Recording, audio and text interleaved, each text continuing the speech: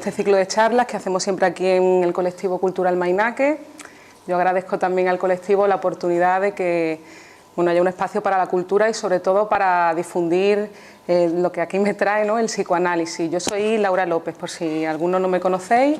Yo soy de la Escuela Grupo Cero, que es una escuela de poesía y psicoanálisis, que fue fundada en Madrid en 1981, y el director es Miguel Óscar Menasa. Y uno de los fundamentos de la escuela es transmitir la cultura, y sobre todo las bases son la salud y la creación, ¿no?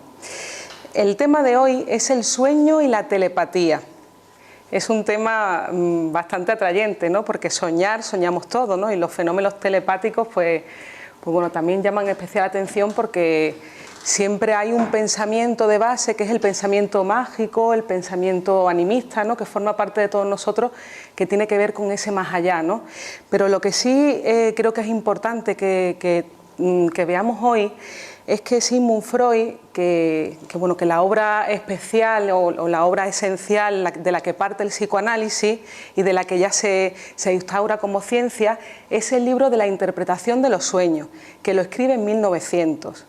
Sigmund Freud era un médico vienés, era neurólogo, y para hablar de estos fenómenos, ¿no?, porque también vamos a ver de qué manera uno tiene que tener su mirada hacia el ocultismo, ¿no?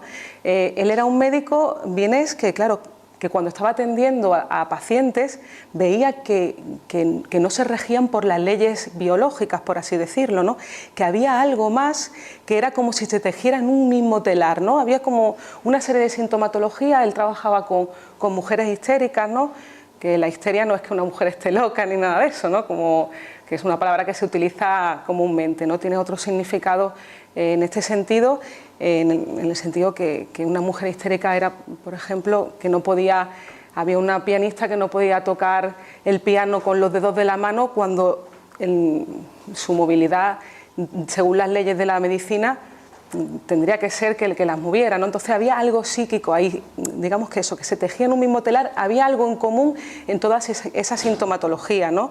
Y digamos que lo que no podía expresar con palabras, lo expresaba a través del cuerpo, a través de esa parálisis, ¿no?, que no se regía por las leyes de la medicina. Entonces, Sigmund Freud hizo la obra de la interpretación de los sueños, y ahí instauró lo que es el concepto de inconsciente, lo que te dice que el psicoanálisis es una ciencia porque el objeto de estudio es el inconsciente.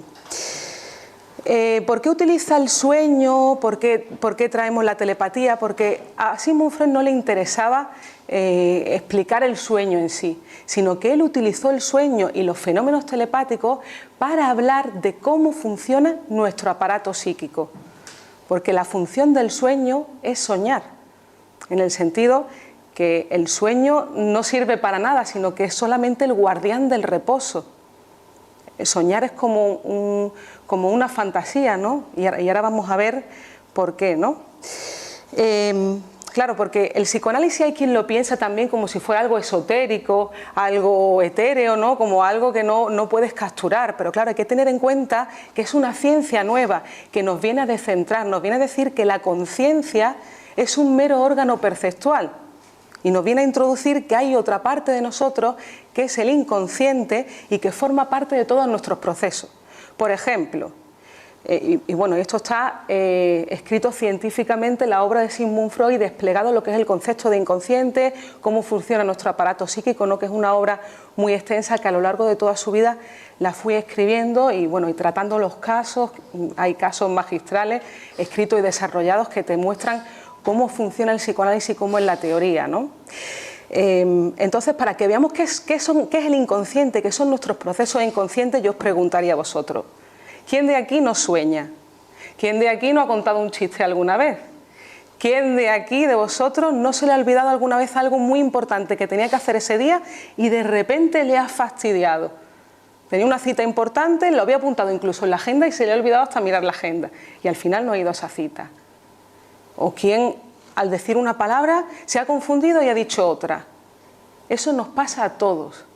Y eso nos dice Freud, que esas son las vías regias para el inconsciente. Y nos dice que hay otro dentro de ti que te sobredetermina. Esos son los deseos inconscientes. Eso que se te ha escapado a ti, ese sueño, ese chiste que cuentas, ¿no?, ahí digamos que está anudado ese inconsciente. Es una manera de decir, hay algo más de mí que yo no puedo controlar, pero que se me escapa. Y los síntomas nos dijo también Sigmund Freud cuando trajo los sueños, porque en su consulta los pacientes hablaban y traían también los sueños. En los sueños está también el inconsciente, está esa producción de deseos. ¿Por qué? Porque los sueños son como una realización de deseo, pero no un deseo que diga yo quiero tal, sino es un deseo inconsciente. Y un deseo inconsciente es aquello que está disfrazado, que uno solo ve de eso por su efecto. Es como una satisfacción sustitutiva. Os estoy dando mucha información, pero con que nos quedemos con algunas frases es suficiente, ¿no?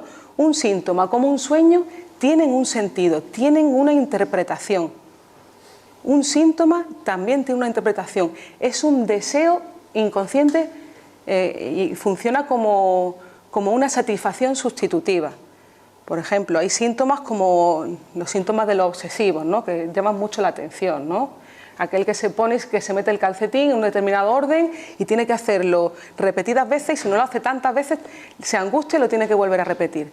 Pues eso, que antes de que llegara el psicoanálisis se le tachaba por locos, o las mujeres, ¿no? Se le tachaban por histéricas o locas porque no se entendía qué significaba eso.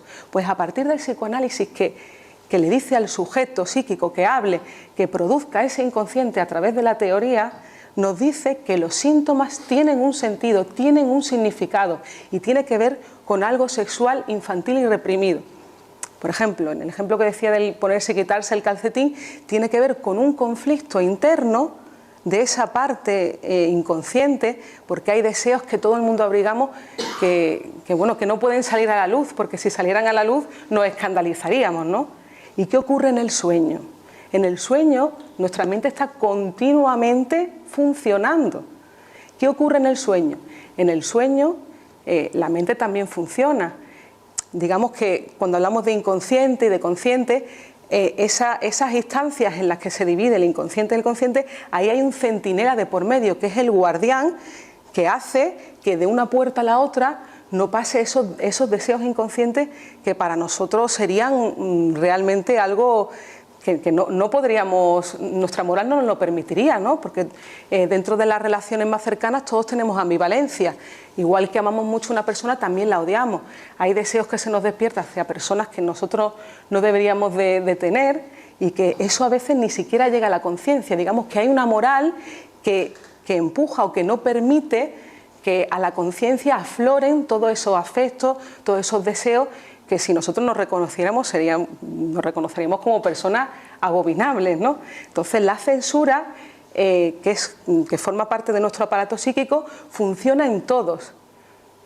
Y bueno, para que veamos un ejemplo, ¿no? En las dictaduras, cuando había un texto, se tachaba, ¿no? Y luego cuando tú leías el texto a veces no tenía ni sentido, ¿no? Lo que decía el relato. Pues con el aparato psíquico pasa lo mismo.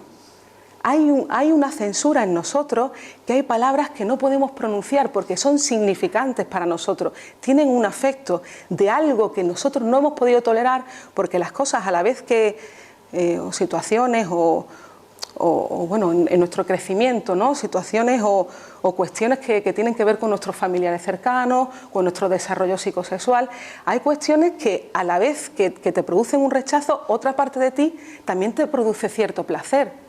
Pero claro, eso no lo podemos reconocer porque somos seres con moral, civilizados, y eso nuestro aparato psíquico lo olvida, lo reprime, quiero decir, ¿no? Olvidar realmente es como relegar, se intenta como relegar a otro plano, pero eso no se puede olvidar, eso no se olvida nunca, eso lo reprimido siempre retorna, es como una energía, que es esa libido que te habla el psicoanálisis, es una energía que vuelve siempre en ti, ¿no? Y claro, esa energía, esa libido que decimos, el psicoanálisis aplica en su técnica para liberar esa energía, por ejemplo, de los síntomas.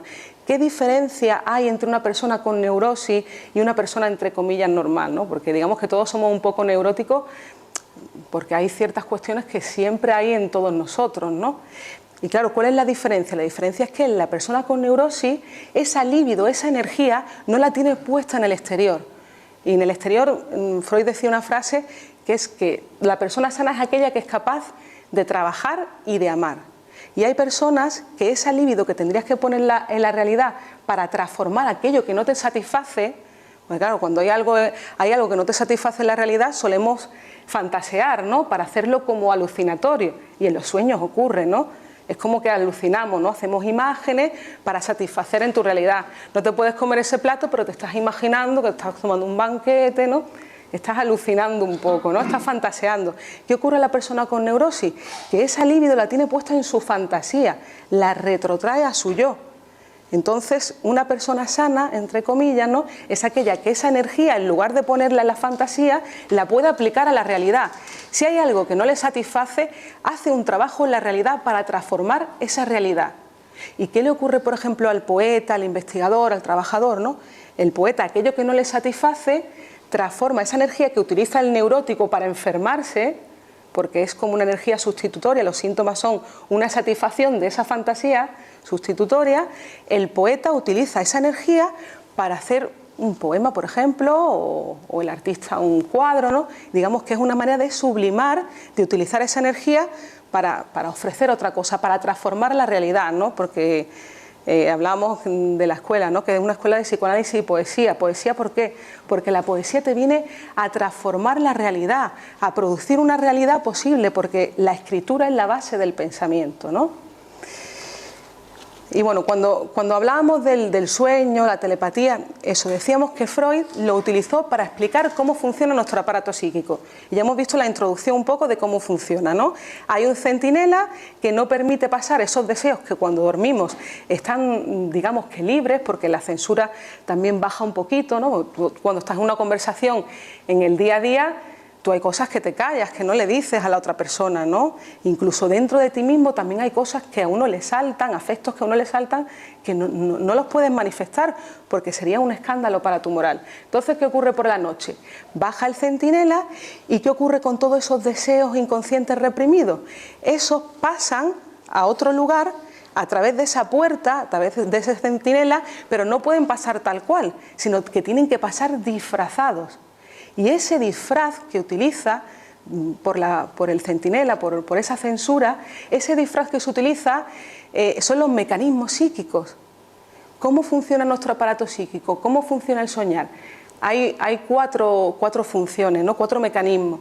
Son el desplazamiento, que bueno, lo equiparamos con las leyes del lenguaje, que es la metáfora, la metonimia, la puesta en escena y la elaboración secundaria. En el sentido de eso, que nuestro aparato psíquico funciona como las leyes del lenguaje. La condensación, que es como la metáfora, la metonimia, que es como el desplazamiento, la puesta en escena, que es esa fantasía, ¿no?, esa puesta en escena de todos los personajes que se te ponen en el sueño, y la elaboración secundaria es lo que yo digo después del sueño. Porque una cosa es lo latente y otra cosa es lo manifiesto, lo que yo digo del sueño, ¿no? Si hablamos de los fenómenos ocultos, ¿no?, del ocultismo, podríamos decir, ya hemos dejado un poco claro lo que son los sueños, ¿no?, y ahora vamos a introducir por qué utiliza Freud y de qué se basa para hablar del ocultismo y qué ocurre, por qué lo utilizó en este texto que escribió en 1922. Lo trajo porque le llamó la atención de pacientes que acudían, que contaban ciertos fenómenos telepáticos o quería ver qué significaba para la humanidad, ¿no?, para los seres humanos, el fenómeno del ocultismo, porque es como una manera también de apartarte de la realidad, de dar una explicación a algo que claro, solo puedes darla por los sentidos. Y hay 3 tipos de pensamientos, ¿no?, en el ser humano.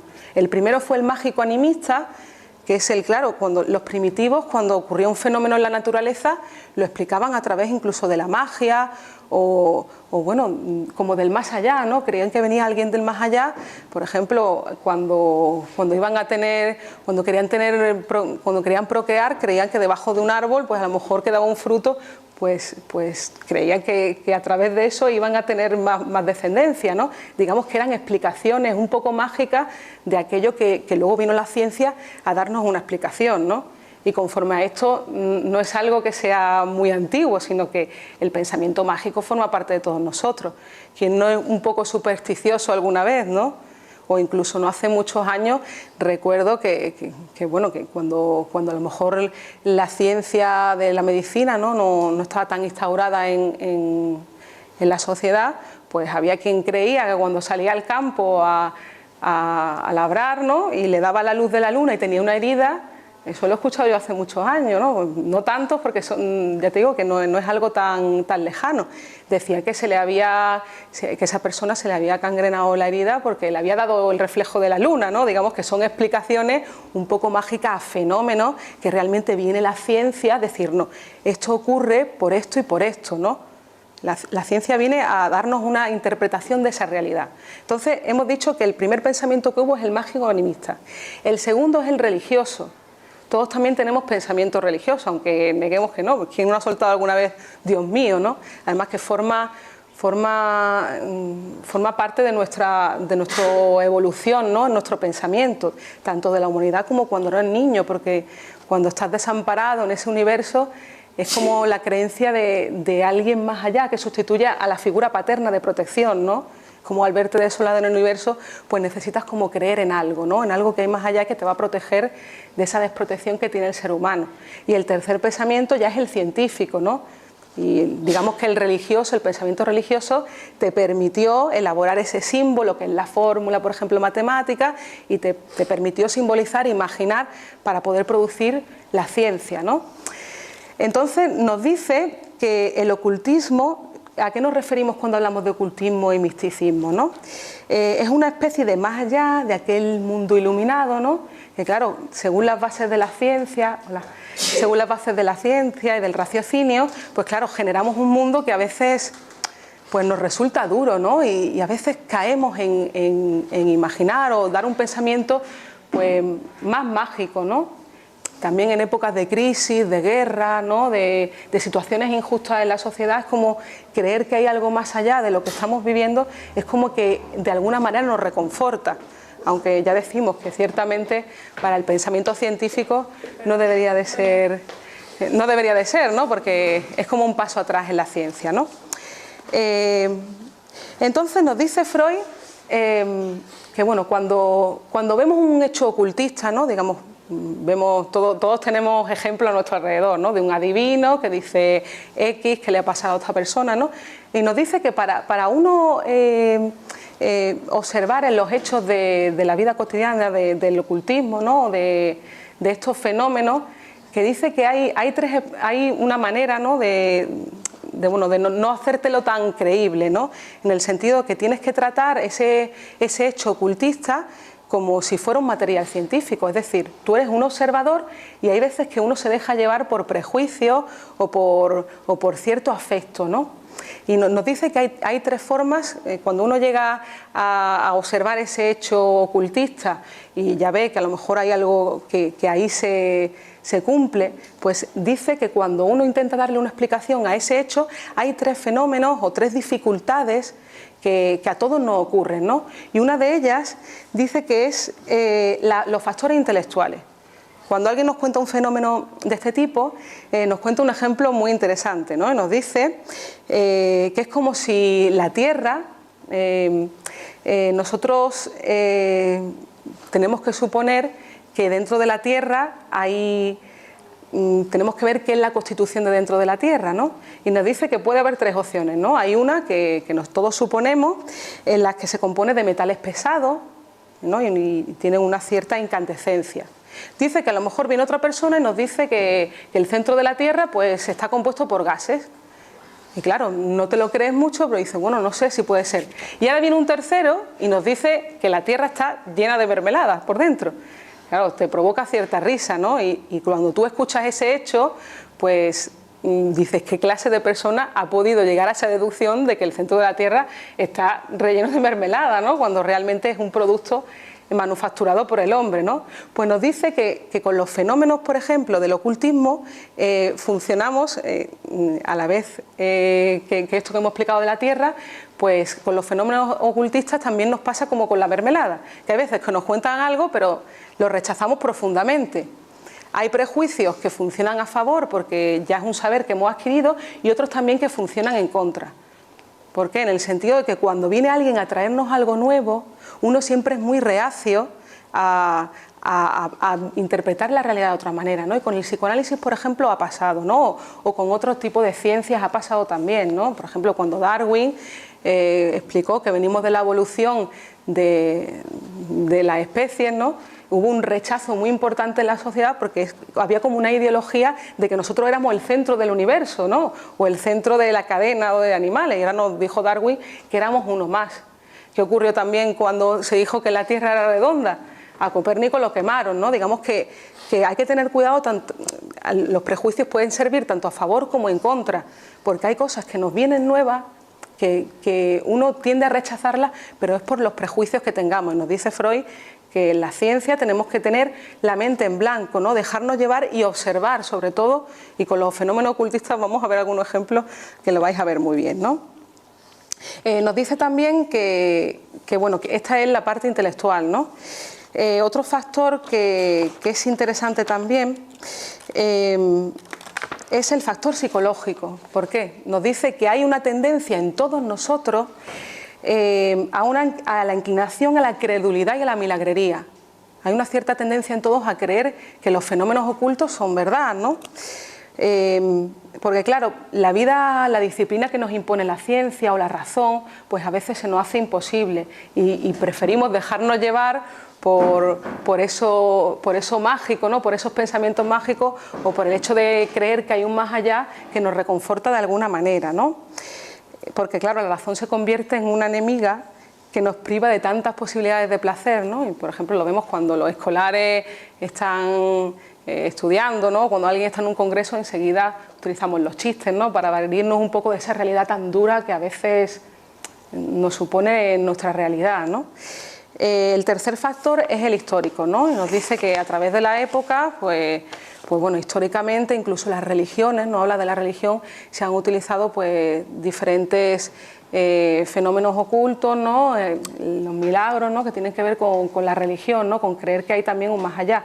Y dice que eso ha jugado un papel importante en lo que es la explicación de por qué creemos los fenómenos ocultos, ¿no? Digamos que la religión, la ciencia ha venido a ser un gran enemigo también de la religión, ¿no? Porque te viene a explicar cuestiones que en el presente a lo mejor no podemos venir al pasado a estudiar fenómenos que ya han sido acontecidos, pero en el presente pues podemos observar los fenómenos y ves que hay algunos que son fruto incluso de nuestro psiquismo, ¿no? Y lo vamos a ver ahora.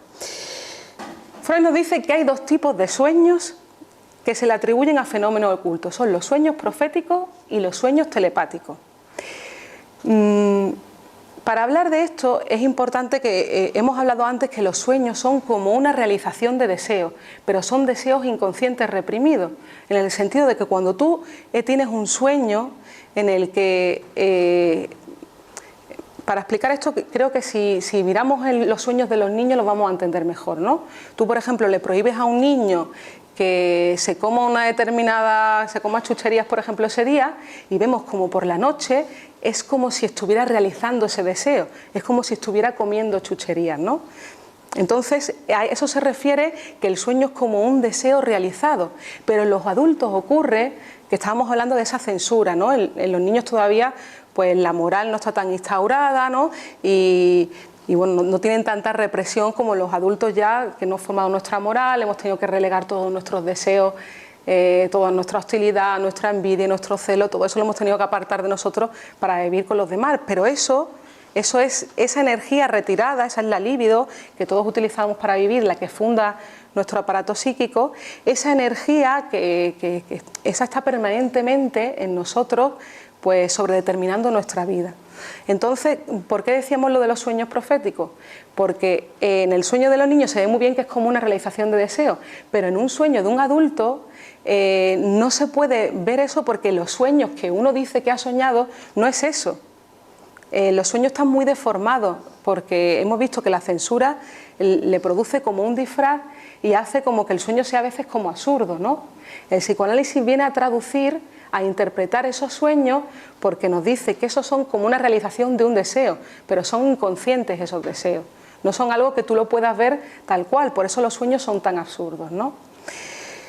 Entonces, lo que ocurre en los sueños proféticos, estábamos diciendo que tú no puedes prever, es imposible pensar que tú puedas prever que un sueño te va a anticipar el futuro, ¿no? Va en contra de la ciencia, ¿no? ¿Cómo puedes pensar que un sueño se va a adelantar a la realidad? Además, hemos dicho que una cosa es lo manifiesto, lo que en ese sueño se despliega, y otra cosa es realmente lo que significa, porque hay sueños que a lo mejor tú sueñas que a lo mejor ha muerto un familiar tuyo, y resulta que en ese sueño tienes un afecto muy contradictorio, que a lo mejor en ese sueño tú estás contento, pero resulta que ese sueño que tú has soñado con esa persona que ha muerto, en realidad se refiere a otra cosa, es a un deseo de que si esa persona muere, hay alguien que tú estás enamorado secretamente o tienes algún deseo hacia esa persona, y si esa persona muere, va a estar ahí, ¿no? Digamos que el sujeto psíquico siempre está implicado en los sueños.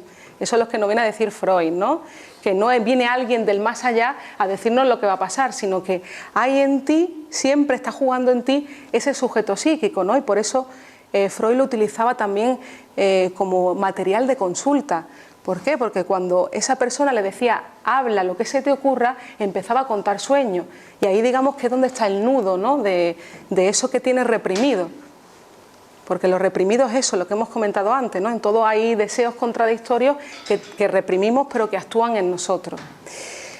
¿Qué ocurre con los fenómenos telepáticos, no? Esto es interesante.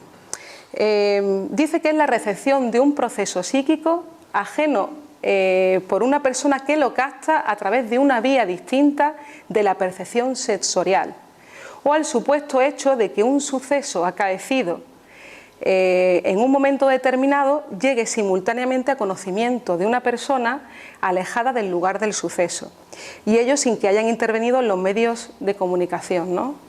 Digamos que, por ejemplo, alguien muere en un momento determinado y es como dice, yo sabía que le había pasado porque he escuchado algo, he sentido algo en ese mismo momento, a la misma hora, ¿no?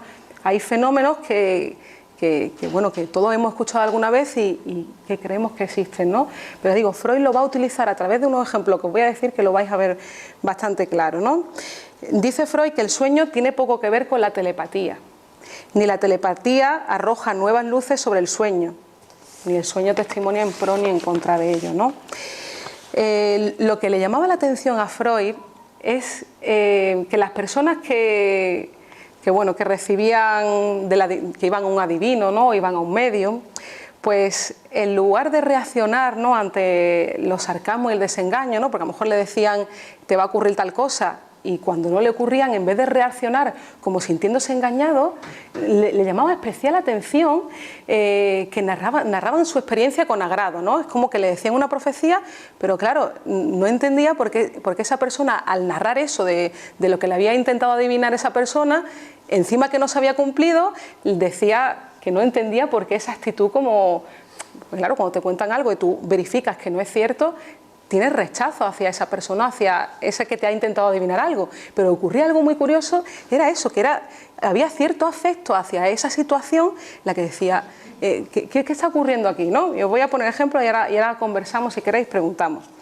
Es el caso de una mujer, estos son casos clínicos, ¿no? El caso de una mujer que es mayor de 5 hermanas, que había confesado un cariño especialmente intenso con su figura paterna, ¿no? Era una familia en la que, bueno, estaban pasando por un momento económico, una familia de renombre, ¿no? Tenían un momento económico muy, muy difícil, y esta persona pues era la mayor de 5 hermanas y tenía una confidencia y una relación muy especial con su padre. Había un hombre que era 19 años mayor que ella y bueno, empezó a cortejarla y bueno, ella accedió a casarse, ¿no?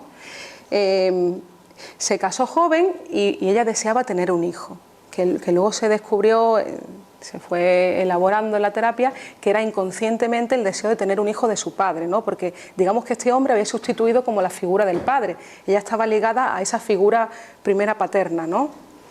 Entonces esta persona pasaron los años y no podía tener hijos. Entonces fue a hacerse una intervención ginecológica y le dijeron el médico, el doctor, empezaron a investigar su caso y le dijeron que el hombre no podía tener hijos, el hombre era estéril por una enfermedad que había tenido anteriormente, ¿no? Entonces, claro, cuando ella recibió esta noticia, sufrió una decepción muy grande, ¿no? Y dice Freud que hay 3 salidas para esto, ¿no? Para esta decepción. Una de ellas es la infidelidad, estar con otra persona, pero claro, moralmente esta persona no, para ella era imposible, ¿no?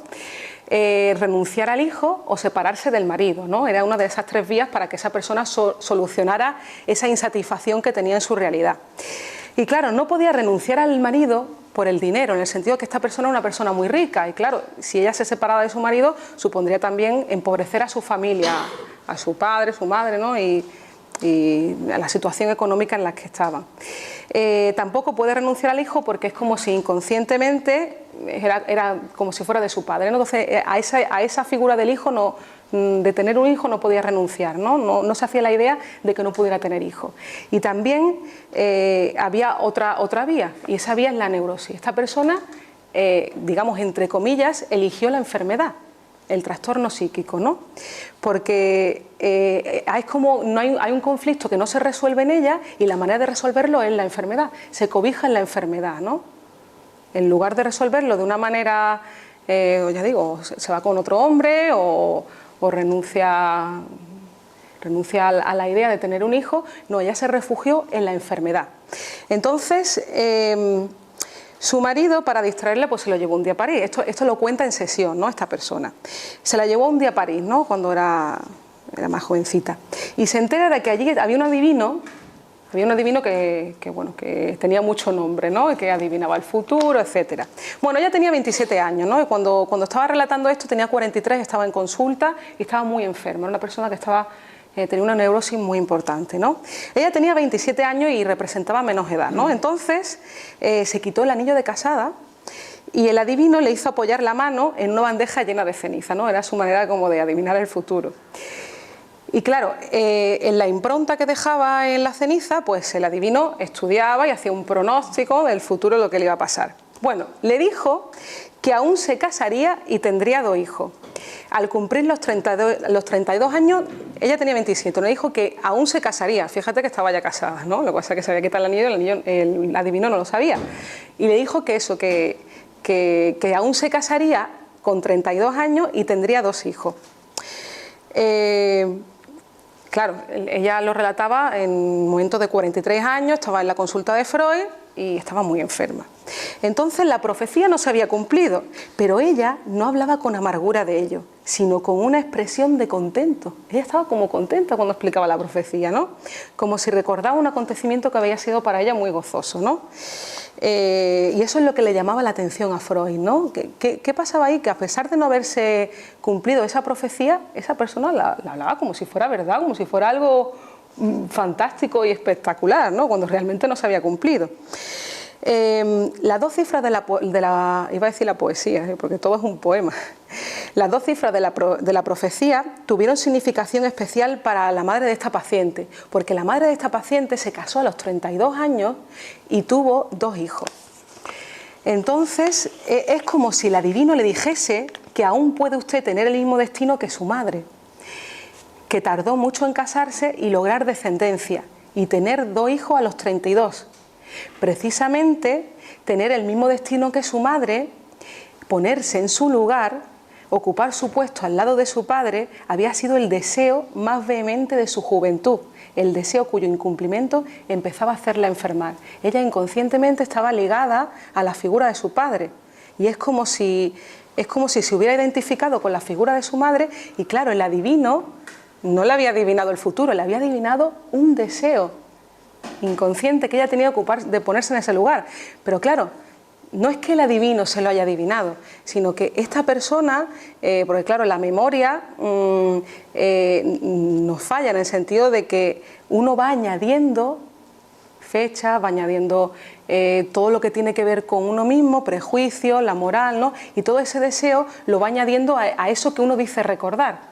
que el recuerdo no existe, en el sentido de que cuando sucede un hecho en un momento determinado, jamás va a coincidir lo que ha pasado con lo que tú pienses de eso, con lo que tú recuerdes de eso, porque siempre va a estar bañado por tus deseos, tu moral, tus prejuicios, ¿no? Digamos que nuestra mente nos engaña, nuestra conciencia y nuestros sentidos, ¿no? Entonces esta persona había añadido todo eso porque en realidad se estaba tejiendo en ese nudo, esa neurosis que tenía, era esa libido puesta en esa neurosis, ¿no? Que tenía que ver con los lazos familiares que se había quedado ahí. No podía desligarse de la familia para poder vivir su realidad con otros hombres que no tuvieran que ver con esa figura paterna, ¿no? El marido era el sustituto de su padre.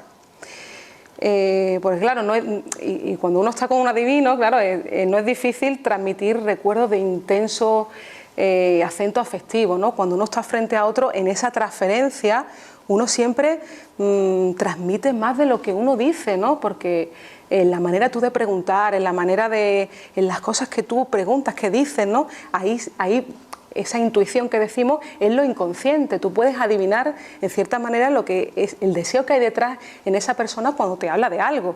Porque claro, cuando alguien te habla de algo, de una tercera persona, de algo que le pasa, no es casualidad, todo está anudado en eso que a esa persona le pasa, ¿no? Y en consulta lo vemos. La persona asocia libremente, el psicoanálisis asocia libremente lo que se le ocurra sin censura. ¿Por qué? Porque digamos que hay un nudo, en eso reprimido hay algo que está anudado y todo lo que esa persona va a ir hablando, por eso decimos asociación libre, es como cadenas, frases, palabras que va diciendo para que el psicoanalista pueda ir llegando, por eso dice hable sin censura, porque cuando uno tiene una conversación, en esa censura precisamente es donde está el elemento importante, ¿no? Que te llega a esa cuestión. Digamos que a través del psicoanálisis se van derrubando, se van llegando a través de eso que va diciendo hasta llegar a esa cuestión, que han montado todo eso, has montado incluso una enfermedad para no poder llegar a eso, para no saber de eso que está reprimido en ti. Voy a contar otro ejemplo más, ¿vale? Y si queréis un par de ejemplos más y lo conversamos. Este es el sueño telepático, ¿vale? Porque hemos hablado del sueño profético, que te decía la profecía, y vamos a hablar del telepático, ¿no? Es un hombre que le escribe un sueño, ¿no? Y le escribe un sueño y dice que le ha sorprendido porque es como que parece telepático, ¿no? Entonces dice que tiene una hija suya casada y residente en un lugar lejano. Esperaba para mediados de diciembre pues su primer hijo, ¿no? Él quiere mucho a esta hija suya. Y en la noche del 16 al 17 de noviembre sueña que su mujer ha tenido gemelos, la mujer de él, ¿no? La mujer del sueño es la madrastra de la niña, ¿no? Él se había casado por segunda vez con otra mujer que no era la madre biológica de su hija, ¿no? Entonces la segunda mujer, él dice que no deseaba tener descendencia con ella, porque le atribuía escasas condiciones para el cuidado de los hijos, no quiere tener hijos con ella, ¿no? Y en la época del sueño pues ya hacía mucho que no mantenían relaciones sexuales, ¿no? Él le escribía porque le sorprendía que como que el sueño le hace tener gemelos con aquella mujer, porque si realmente ese no era su deseo, ¿no? Decía, ese no es mi deseo, ¿por qué dice en la teoría que el sueño es como una realización de deseos si yo no quiero tener hijos con esa mujer, ¿no? Claro, ya se va desplegando, ¿no? En contra de lo que quería en realidad. Le llamó la atención que recibió la noticia de su hija que tuvo gemelos en la mañana del 18 de noviembre, justo cuando el día antes él soñó esto, ¿no? Al punto del desarrollo de esa misma noche, aproximadamente a la misma hora, dice que le ocurrió, ¿no? Piensa que en el momento de parto su hija tuvo que pensar especialmente en él, ¿no? Este hombre está descontento con su segunda mujer, con la mujer que tiene ahora, y preferiría tener una esposa que fuera como la hija que él tenía, ¿no? Él quiere una esposa como su hija, la de su primer matrimonio. E inconscientemente, en el sueño, había suprimido él como su hija y la había sustituido por su hija, ¿no? Sitúa a la hija en el lugar de la segunda mujer y de este modo se forma el extraño sueño que manifiesta, que encubre el deseo y deforma el mensaje, ¿no? Digamos que sueña, tiene una imagen de una cosa y luego en el fondo es otra, ¿no? Porque claro, las ideas latentes es una cosa y lo manifiesto es otra cosa, ¿no? Pero insistimos que un psicoanalista no traduce los sueños, en el sentido que no está para traducir e interpretar ningún sueño, sino que es otra de las vías para resolver eso reprimido, eso del inconsciente que te está sobredeterminando en tu vida. Pero claro, sin la participación del paciente o de la persona no se puede interpretar ese sueño. ¿Por qué? Porque a través de la asociación libre, esa persona, cuanto más vaya hablando de eso, digamos que todo está anudado. Todo tiene que ver, el sueño, lo que te relata después, incluso lo que se inventa, porque todo tiene que ver con eso que está reprimido. Todo tiene que ver con eso, ¿no? Todo tiene que ver con esa cuestión. Entonces, las ideas latentes del sueño son estas. Estas son las ideas, ¿no?, después de la traducción del sueño. Hoy es el día en que debe presentarse el parto. Si, como yo creo, mi hija se ha equivocado, en un mes al calcularlo y su aspecto, la última vez que la vi, pues parecía como que iba a tener dos, antiguamente, claro, no se veía si iba a tener gemelo o no, se veía que tenía una importante barriga, ¿no? Y se veía, ¿no? Es algo que lo puedes deducir fácilmente, ¿no? Y a mi difunta mujer le gustaban mucho los niños, cuando se hubiera alegrado que hubiera tenido gemelo. Esto lo sitúa Freud tras asociar el hombre libremente, ¿no? Es como eso, un deseo de otra cosa que no tiene nada que ver con el sueño, ¿no? Os voy a decir el último, ¿no? Y ya, si queréis, conversamos, ¿no? Preguntamos acerca de los sueños, si queréis, de la telepatía. Dice que otro joven muy inteligente, que a punto de terminar su carrera, se ve en la imposibilidad de presentarse al examen, porque dice que ha perdido todo interés por el estudio. No tenía capacidad de concentración y hasta no podía recordar ordenadamente, ¿no? Estaba un poco, pues que no sabe lo que le pasaba, ¿no? Y fue a la consulta. Dice que tiene una hermana a la que siempre ha tenido un cariño especial, ¿no? Incluso de pequeños jugaban y decían que cuando fueran mayores se iban a casar, ¿no? Entonces, cuando pasaron los años, ya un hombre se enamoró de su hermana y ella, pues bueno, accedió a estas relaciones, ¿no? Lo que pasa es que sus padres no veían con muy buen ojo esta relación y le pidió a su hermano que le ayudara a convencer a sus padres a que lo incluyeran en la familia, ¿no? Y él accedió. Entonces, dice que la persona esta, el hombre que estaba enamorado de ella, ¿no?, el que mantuvo una relación, y el hermano hicieron una excursión por el campo sin guía y se perdieron. Y corrieron el peligro de no regresar, ¿no? Fijaros que se fueron y les pasó algo que por poco pierden la vida, ¿no? Poco después de la boda, el hermano cayó en un estado de agotamiento. Se casó la hermana y ahí el tipo enfermó.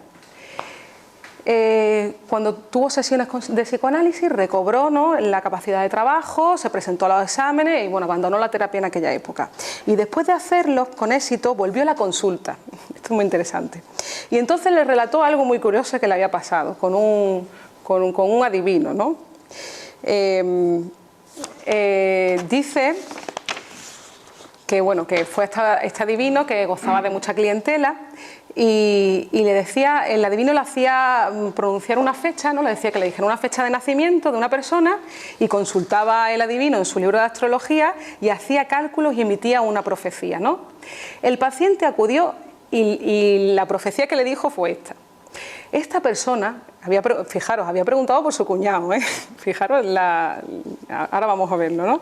Esta persona moriría en julio o agosto de este mismo año a consecuencia de una intoxicación por haber comido ostras o cangrejo en malas condiciones.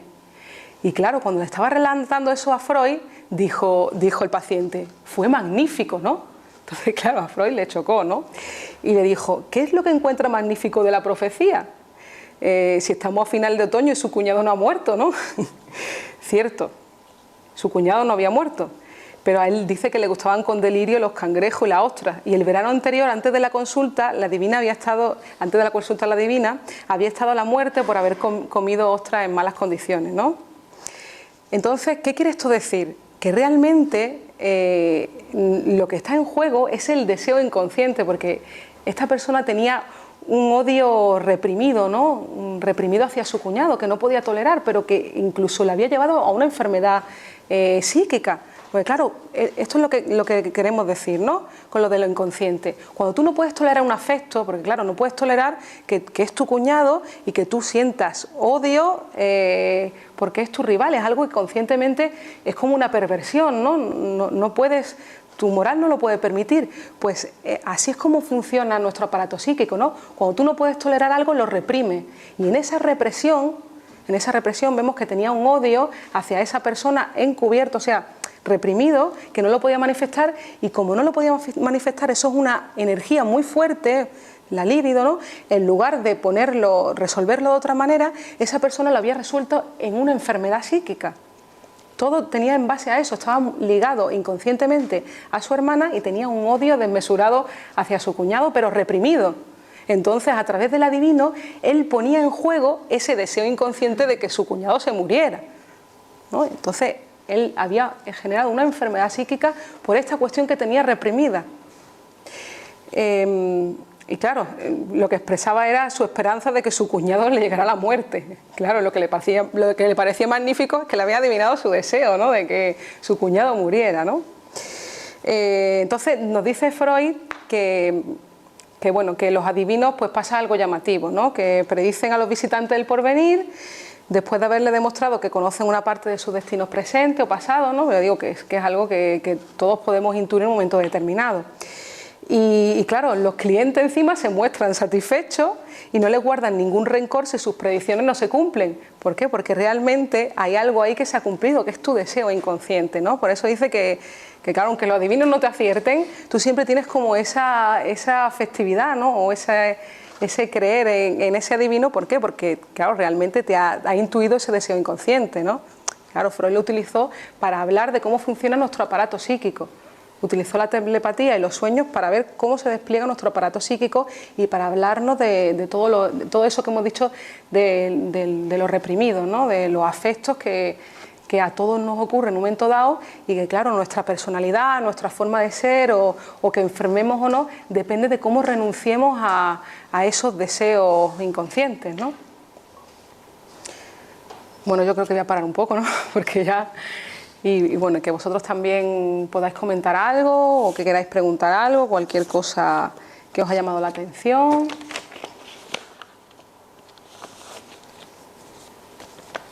Yo sobre esto de los adivinos soy un poco agnóstico, Laura. Yo creo que los adivinos siempre adivinan cosas que uno ya ha dicho. Porque el adivino, uno le da información. Esta chica que se quita el anillo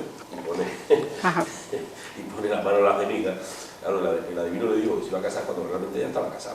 ¿Por qué? Pues porque no tenía información de ella de que estaba casada. Entonces yo es que los adivinos, la verdad,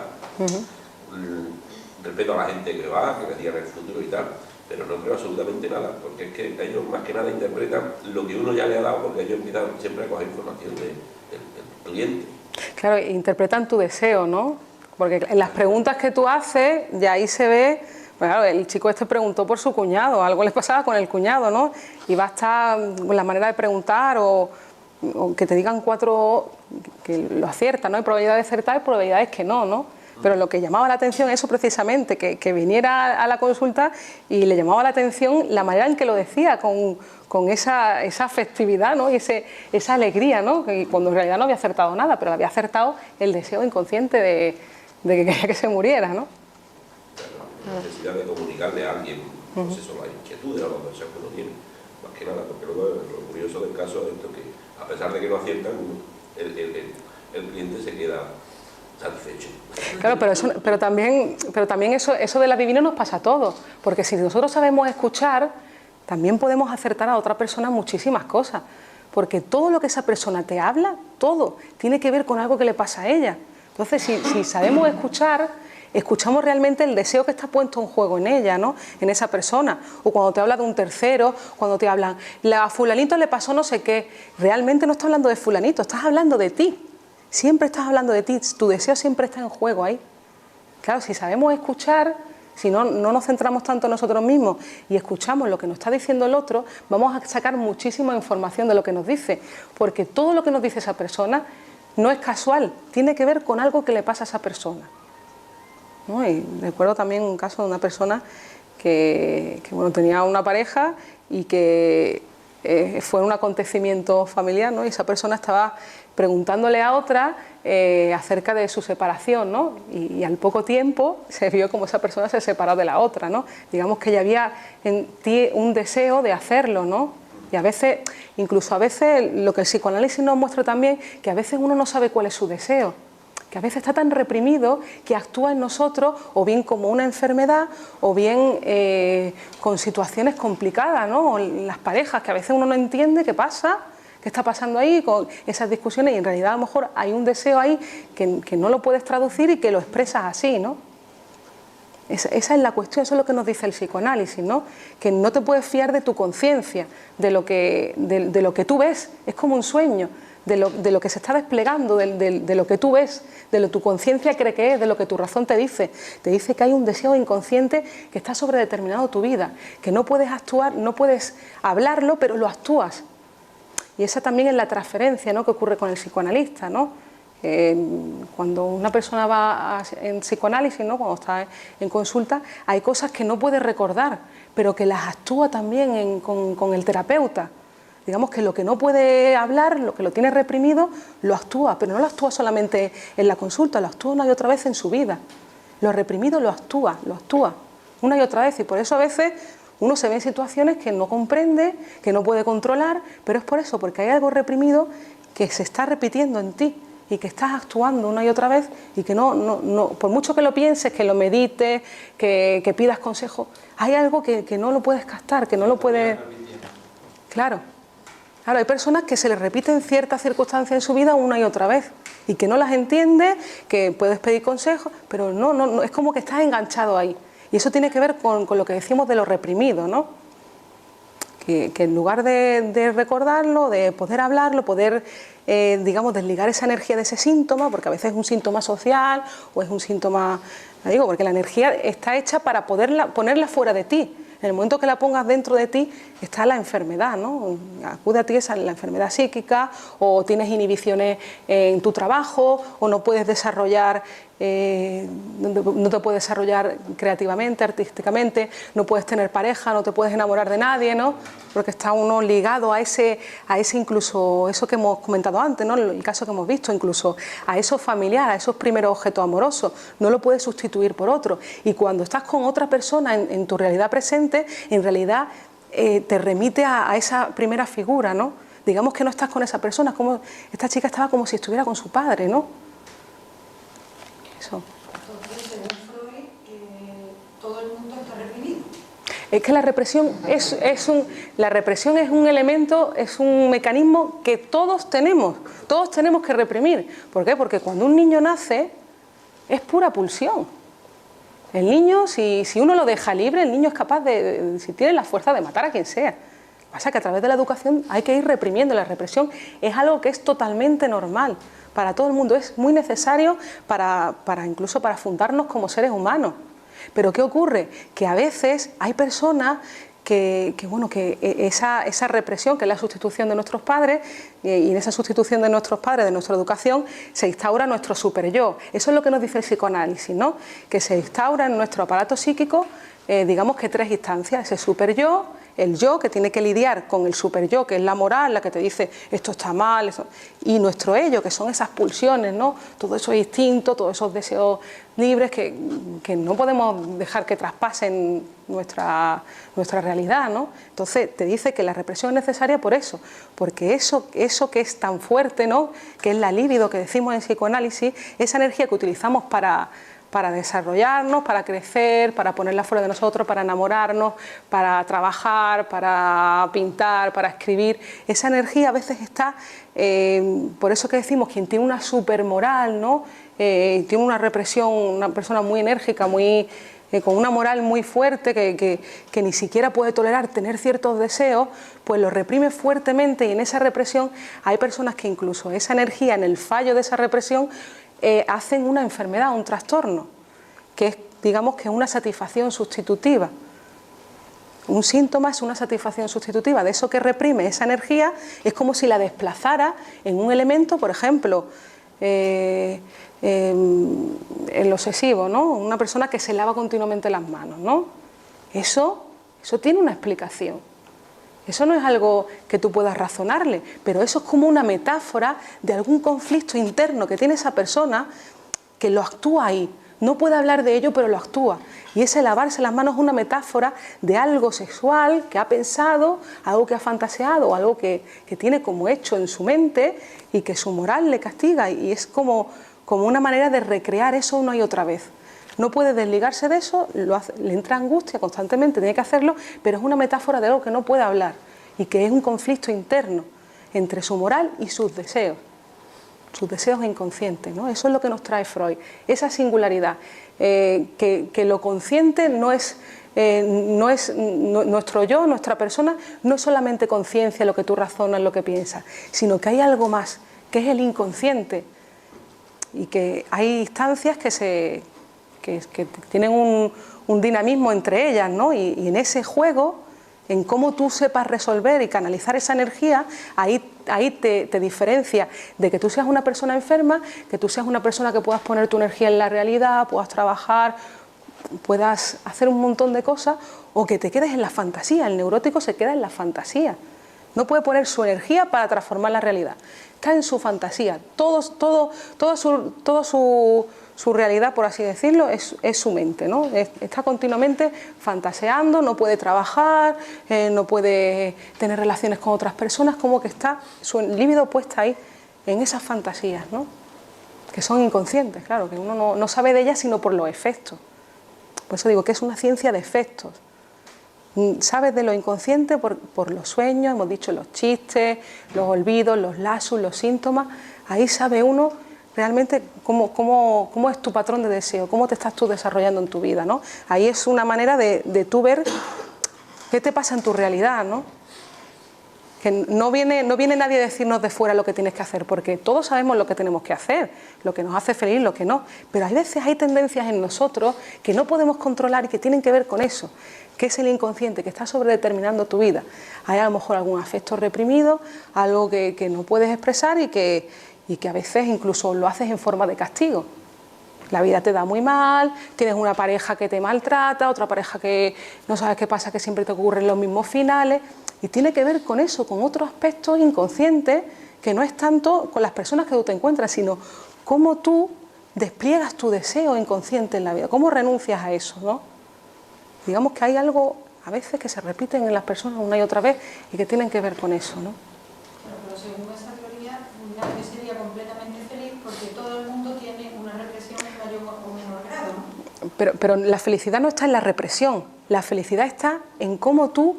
Bueno, claro, es que a ver, problemas tiene todo el mundo. Si no te sientes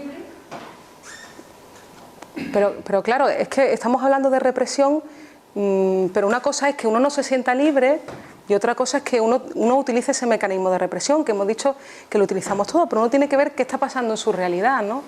Ese sentirse libre, ¿qué quiere decir? Tiene que ver uno con qué personas está, ¿no? ¿Cuáles son mis relaciones con los demás? ¿En qué yo no me siento libre? ¿Por qué no me siento libre? ¿No? Y la felicidad para cada persona es diferente. Eso también es lo que nos trae el psicoanálisis, ¿no? Que cada persona tiene necesidades y deseos diferentes y a veces la moral cultural nos impone una forma de vivir, una forma de hacer. A tal edad tienes que hacer tal cosa, a tal edad, y si no, no lo ves normal, y hay ciertos aspectos que nos intentan imponer desde fuera que uno se da cuenta en su individualidad que cada uno tiene deseos diferentes, tiene necesidades diferentes, tiene una forma de pensar diferente y a veces se encuentra en la presión de afuera. Claro, se encuentra con un conflicto bastante importante, ¿no? Porque no sabe cómo manejar todo eso, porque siente que tiene unos deseos diferentes a lo que a lo mejor la sociedad le está diciendo. O a veces uno dice que quiere algo y luego ve que su realidad no puede o se siente insatisfecho, no sabe cómo gestionar todo eso. Y eso tiene que ver con cómo tú también te llevas contigo mismo. No tanto lo que te pase desde fuera, sino cómo tú gestionas tu interior, ¿no? Ese otro yo que hay en ti, esos deseos que tú no puedes reconocer y que no lo puedes poner, no puedes poner tu energía para transformar la realidad si no te satisface, ¿no? Y lo hemos visto en el caso, ¿no? Hay 3 vías para que uno resuelva cuestiones de la vida, ¿no? Una es o te quedas insatisfecho o haces lo que quieres o te cargas de culpa, o traes la enfermedad. La enfermedad es un refugio a conflictos internos que tiene uno, ¿no? Uno a través de la enfermedad, eso es como una satisfacción sustitutiva. Sí. Laura, pero lo mejor para uno sería hacer cosas que de acuerdo con los sentimientos que tiene uno, ¿no? Uy. Y cosas que a lo mejor tú ves que a lo mejor es porque no te afecte, pero tiene que ver si está bien o está mal desde un punto de vista, no desde el punto de vista de los demás. Pero a lo mejor no estás con esa persona, tú no pegas con esa persona, por ejemplo. En una situación de un círculo de amigos, ¿no? Tú reprimir algo, ¿no? Que tú ahí estás, tú estás sobrando, ¿no? Por tu manera de pensar. Claro, pero el que uno esté con personas en la que se siente reprimido también habla mucho de uno, ¿no? El psicoanálisis te ayuda a ponerte en el centro de la cuestión, a decir, si tú vas siempre con personas que te reprimen, ¿no será que hay algo en ti que tú quieres reprimir y utilizas a esas personas para ello? ¿No? Porque todos somos libres en el sentido de que todos podemos elegir con quién queremos estar, pero el hecho de que tú te rodees de personas que te repriman, que tú no puedas hablar, está hablando más de ti que de ellos, ¿no? El que tú aguantes esa situación una y otra vez, habrá algo en ti que a lo mejor te lleve a ponerte en ese lugar, ¿no? A reprimirte, que tiene que ver contigo, ¿no? El psicoanálisis te dice que todo lo que te pasa en la vida responde a un deseo tuyo inconsciente, aunque tú lo rechaces, aunque tú en tu yo, tu conciencia diga, esto no puede ser, estoy pasando muy mal, estoy sufriendo. Pero si hay una situación que se repite una y otra vez en tu vida, ahí te está diciendo que hay un deseo inconsciente que se está cumpliendo ahí, que para tu conciencia es muy aversivo, pero para inconscientemente se está satisfaciendo algo que tú no entiendes, pero que te está pasando. Cuando algo se repite una y otra vez, hay que ponerse en el centro de la cuestión y decir, algo me pasa con esto, algo me pasa que se me repite una y otra vez. Y tiene que ver con los deseos inconscientes. Algo se está cumpliendo ahí de eso, ¿no? ¿Puede ser también, además de ser consciente, miedo? ¿Pero miedo a qué? Pues, no sé, que repita una y otra vez una situación, pero lo que te esté bloqueando no sea un deseo, sino un miedo a afrontarla o un miedo, no sé, a cualquier otra cosa. Más que un deseo, un miedo. No sé, por ejemplo, he hablado antes de los obsesivos compulsivos, sí. ¿no? He tenido un familiar cercano que hablaba, repetía, hacía muchos rituales y tal. Sí. Y lo que él siempre manifestaba era miedo a que a esa le venía un pensamiento catastrófico, ¿no? Pues si no me lavo 20 veces las manos, fulanito de tal va a tener un accidente. Ajá. Era un miedo siempre a que a alguien le pasara algo, a que alguien muriera, alguien de su alrededor muriera. Claro, pero eso es lo manifiesto, es como el sueño, eso es lo que esa persona te decía, pero en el fondo hay algo latente, en el sentido de que hay una traducción de eso, que más allá de lo que tú le puedas explicar, claro, tú una persona con obsesiones, si fuera tan fácil como decimos, ¿no? Como es el miedo, es esto, lo resolvería fácilmente, ¿no? Si fuera desde esa razón. Pero digamos que eso que está desplegando él ahí, esa angustia que siente cuando le pasa, es como un miedo, hay un miedo real, pero está desplazado a otra cosa. Que lo que le está pasando ahí no es otra cosa. Es como una transferencia, es como, lo decíamos, del desplazamiento, ¿no? Y la metáfora, la metonimia. Eso que te pasa es como el sueño utiliza elementos diurnos, elementos sin importancia de tu día a día, utiliza para manifestar el deseo inconsciente, ¿no? A lo mejor ese día tú vas a un mercado, estás comiendo una manzana y por la noche utilizas ese elemento cotidiano que no tiene ningún afecto para ti y lo metes en el sueño. Pues con los síntomas igual, utilizas algo de la vida cotidiana que no tiene ninguna carga afectiva y eso que está cargado, ese deseo inconsciente, reprimido, eso que está reprimido, se coloca ahí, pero disfrazado y de otra manera, ¿no? Entonces estás viendo eso y dices, me pasa esto, pero eso no es otra cosa. Eso ya es un producto, efecto de un trabajo, del trabajo del sueño. Ya hay condensación, desplazamiento, hay puesta en escena, elaboración secundaria, ya hay una transformación. Eso que ves ahí ya es un producto. Y el psicoanálisis lo que hace es recorrer ese camino inverso, es hacer ese trabajo para traducirlo, porque hay algo reprimido ahí que se ha disfrazado y que tú no puedes tolerar, pero que tu única manera de resolverlo es a través del síntoma, es a través de esa enfermedad. Lo resuelves, es una mala solución, pero es a través de la enfermedad. Eso es lo que quiere decir, que lo aparente, nos dice Freud, que lo aparente, la conciencia no es, nuestros sentidos nos engañan. Lo que tú vas a ver jamás va a ser otra cosa. Eso ya es una elaboración hecha por tu mecanismo psíquico, ¿no? Y por eso trae el sueño, la telepatía, ha hablado de ella, porque hablaba de eso, de que realmente es otra cosa, ¿no? El sueño es otra manifestación, ¿no? de lo que uno dice. ¿Qué formas hay para llegar a eso, al fondo de psicoanálisis?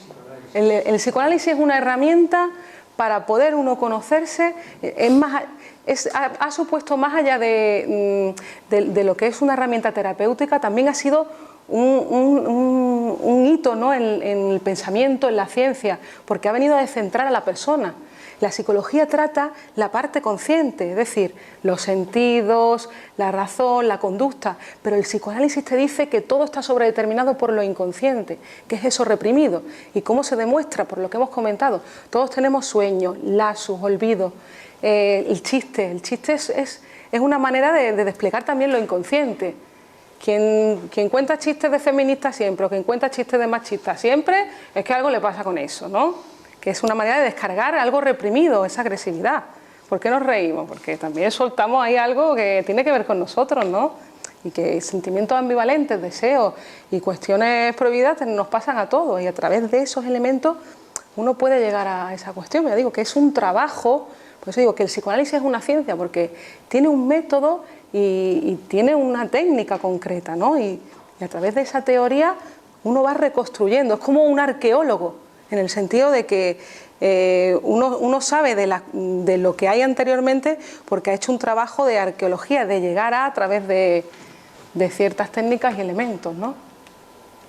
El psicoanálisis es un elemento, es una técnica, digamos, una ciencia, una disciplina científica que nos permite producir otra personalidad, desarrollar todo ese inconsciente, ¿no? Desarrollar esa energía, esa libido para ponerla fuera de nuestros síntomas, ¿no? Fuera de nosotros mismos.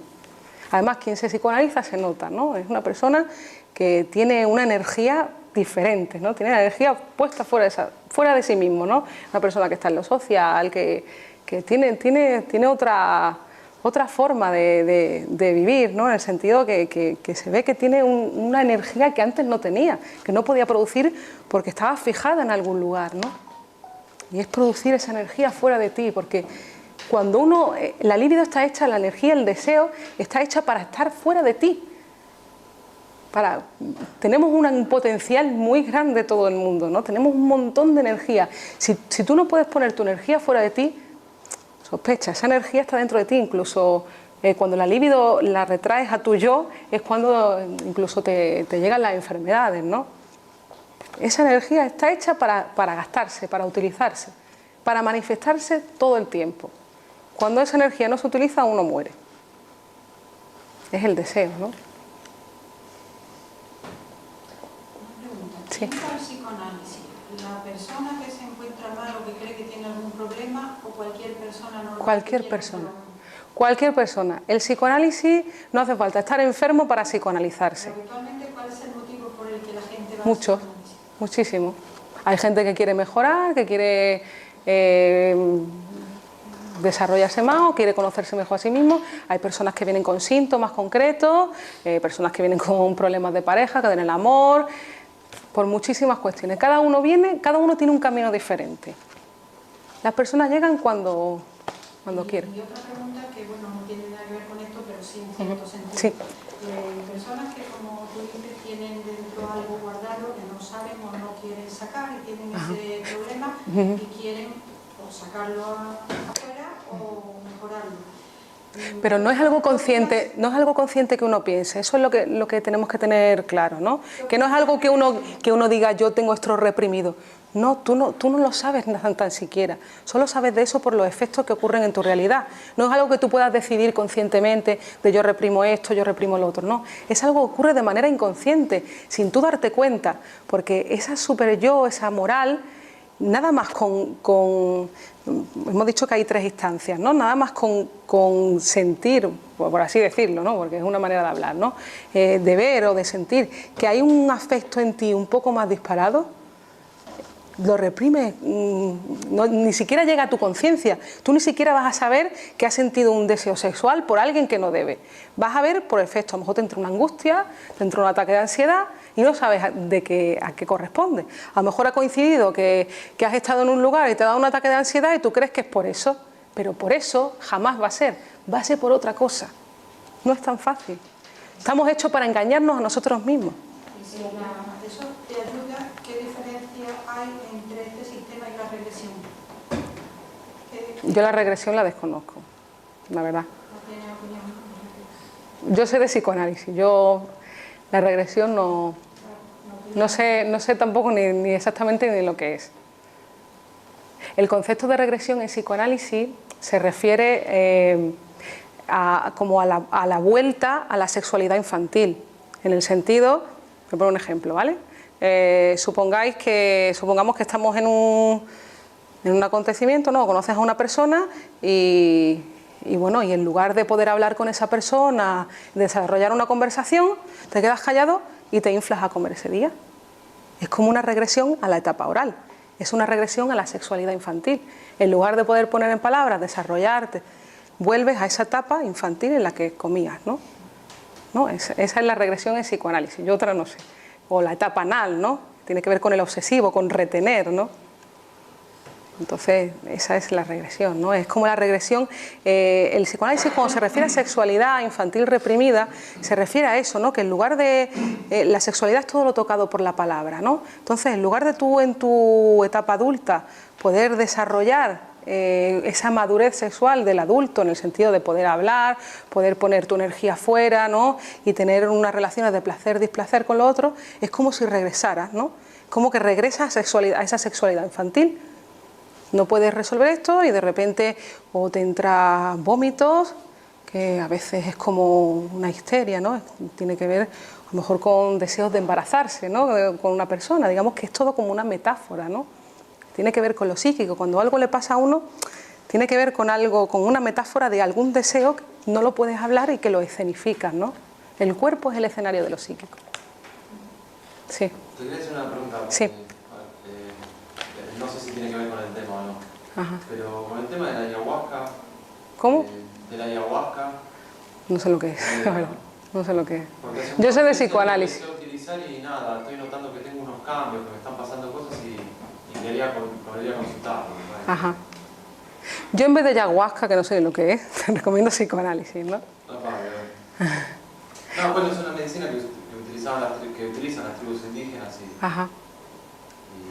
Nada, la empecé a usar hace poco y a lo mejor como se hablaba de sueños y telepatía pensé que iba a tener algo... ¿Ves? Porque uno en la vida lo que piensa nunca va a coincidir con la realidad. Esa es la vida, ¿no? Que uno también tiene que claro, que las cosas que uno piensa jamás va a coincidir, ¿no? Y a veces uno en esa... cuando se defrauda, pues es cuando a veces enferma, ¿no? Cuando eso le choca, ¿no? En lo que habías comentado de las creencias y de... Sí. Lo que comentaba el hombre también, que él no creía, porque yo tampoco no creo, yo no creo en esa gente que nada, que te dice, ¿cómo le llaman? Los adivinos, sí. O los magos, o bueno, tampoco creo en las religiones, pero... Bueno, yo te diría que una parte de ti sí, porque una parte de todos nosotros es un pensamiento que forma parte de todos nosotros, ¿no? Forma parte de nuestra evolución. Una parte de nosotros sí cree en eso y otra no. Esa es lo que nos trae también el psicoanálisis, ¿no? Que una parte es sí y otra es no. Hay una ambivalencia en nosotros. Y yo pongo mi creencia con las religiones que son un método de manipulación, para manipular. Depende de lo que para cada uno es la religión, ¿no? Depende de lo que para cada uno es la religión. Bueno, si digo católica, si digo musulmana, si digo judía, para mí todas esas que tienen ese tipo de nombres, sí creo que son para manipular. Y estoy en contra de la creencia, de creer. En creer no creo. Lo que pasa es que Freud te diría que cuando una persona niega mucho algo, es como el contrario, ¿no? Que dice que sí, ¿no? No sé. Como hay a lo mejor conflicto en eso, ¿no? Sé, la mayoría de las guerras y las matanzas que han habido en toda la historia se las adjudico a las religiones. Yo no creo que... Yo creo más en lo que se ve y en la experiencia. Bueno, pero el psicoanálisis te dice que lo que se ve te engaña, ¿no? Pero lo que tú ves te engaña, ¿no? En el sentido, si estás viendo que el sol va girando, es falso, es la Tierra la que gira alrededor del sol, ¿no? Que lo que nos trae el psicoanálisis es que uno no se puede fiar de sus sentidos. Mismo en eso que tú dices, que no puedes creer en tu mismo. En tus sentidos ni en tus sentimientos. Yo en eso también, yo me cuestiono mucho todo lo que, las suposiciones a las que yo llego.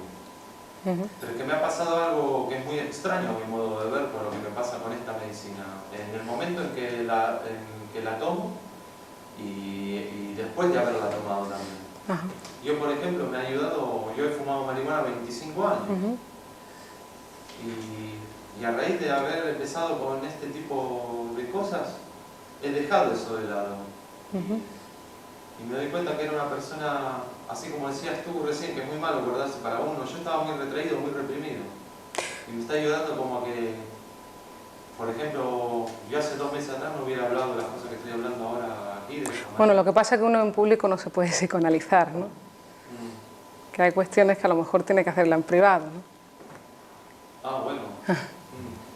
¿No? Que a veces también uno tiene que saber a quién le habla, para quién y dónde está, ¿no? En el sentido de que, claro, no sirve hablar de cualquier cosa en cualquier lugar, que a lo mejor hay que hacerlo en un lugar adecuado para que realmente uno pueda transformar ciertas cosas. Claro, decir cualquier cosa en cualquier momento, en cierta manera a veces hasta uno puede ser perjudicial para uno, ¿no? En ese sentido, ¿no? Por eso que es algo que uno tiene que acudir al sitio adecuado, ¿no? Y poder conversar de ciertas cosas, ¿no? Que a lo mejor le pasa. Bueno, pues tú concierta una cita conmigo y hablamos. ¿Vale? Bueno, yo creo que lo vamos a dejar aquí, ¿no? Porque si no, nos vamos a quedar aquí ya hasta... Y bueno, quería comentaros que la próxima charla que hay aquí es el 24 de mayo, miércoles también a las 7:30, vamos a hablar de la sexualidad, ¿vale? Va a ser un taller de la sexualidad. Pues si os interesa, yo creo que el tema también es interesante. Así que nada, muchas gracias por venir y espero que habéis escuchado alguna frase o algo os haya gustado. Muy bien, muchas gracias.